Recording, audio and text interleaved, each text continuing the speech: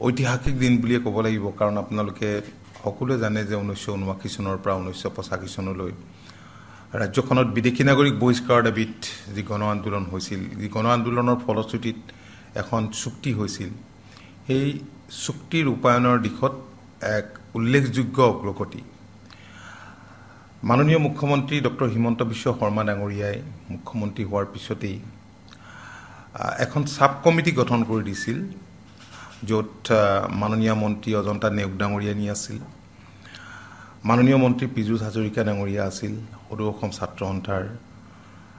নেতৃবৃন্দ আছিল আমি যোৱা সময়ছোৱাত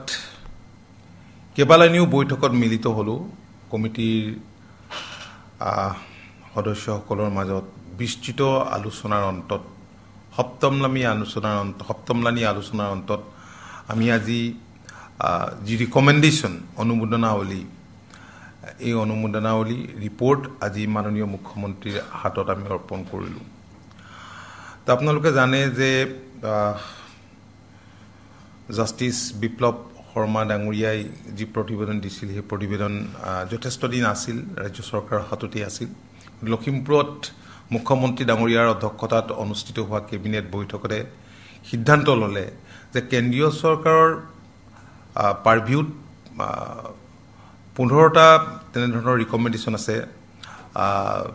টোটেল 67 আছিল আইডেণ্টিফাই কৰা হৈছিলে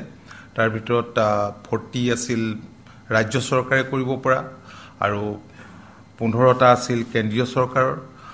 আৰু 12টা আছিল কেন্দ্ৰীয় আৰু ৰাজ্য চৰকাৰে কৰিব পৰা আজি সেই আটাইখিনি বিষয়ৰ ওপৰত 40টা প্লাছ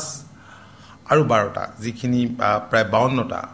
এইখিনি ক্ষেত্ৰত ৰাজ্য চৰকাৰে কেতিয়া কেনেকৈ কৰিব সেই সম্পৰ্কত আজি বিস্তৃতভাৱে আলোচনা কৰিলে তো আপোনালোকে জানে যে লখিমপুৰত যি আমাৰ কেবিনেট বৈঠক হৈছিল কেবিনেট বৈঠকৰ অন্তত আৰু ইয়াত সদৌ অসম ছাত্ৰ সন্থাৰ লগত হোৱা আলোচনা মৰ্মে মাননীয় বিত্তমন্ত্ৰীয়ে বাজেটত এবাৰ ধাৰ্য কৰিছিল বিভিন্ন বিভাগত যে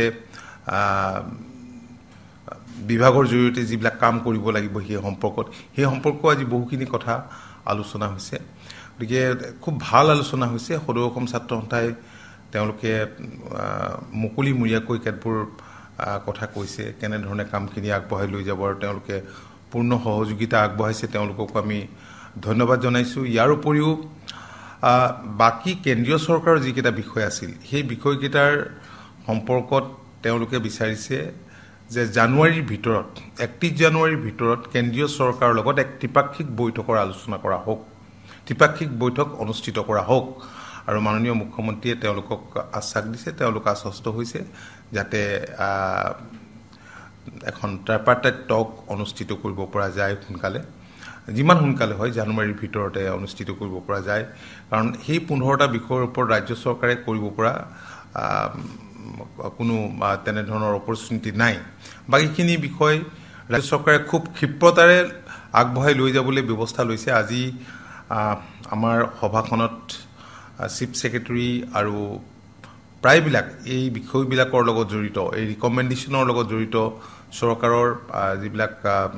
ছিনিয়ৰ অফিচিয়েলছ সেই ছিনিয়ৰ অফিচিয়েলছবিলাকো উপস্থিত আছিল ৰেভিনিউ আছিল এগ্ৰিকালচাৰ আছিল আজি প্ৰতিটো বিভাগৰে ছিনিয়ৰ অফিচিয়েলবিলাক উপস্থিত আছিল আৰু তেখেতসকলক ইতিমধ্যেই মুখ্যমন্ত্ৰী ডাঙৰীয়াই নিৰ্দেশ দিছে কি ধৰণে কামখিনি আগবঢ়াই লৈ যাব লাগিব ইয়াৰ উপৰিও এখন কমিটি আছুৱে বিশ্বৰামতে এখন কমিটি গঠনৰ সিদ্ধান্ত আজি কৈছে আজি আছাম একৰ্ড ইমপ্লিমেণ্টেশ্যনৰ মন্ত্ৰীক চেয়াৰমেন হিচাপে লৈ আৰু মুখ্য সচিবক ৰাখি ছিনিয়ৰ অফিচিয়েলছ লৈ পেলাই আৰু মুখ্যমন্ত্ৰীয়ে কেনেধৰণে কমিটিখন বনাই দিয়ে এখন কমিটি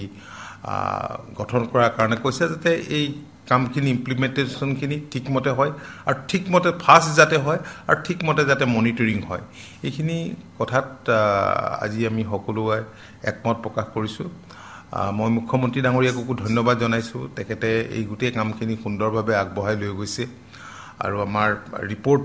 যি আমি সাব কমিটি গঠন কৰি দিছিলে এই সাব কমিটিৰ বিভিন্ন কাম কাজত তেখেতে দিয়া হবল গাইডেন্সৰ কাৰণে কামখিনি আমি এনেধৰণে আগবঢ়াই লৈ যাব পাৰিছোঁ আৰু সদৌ অসম ছাত্ৰ সন্থাৰ নেতৃবৃন্দকো মই ধন্যবাদ জনাইছোঁ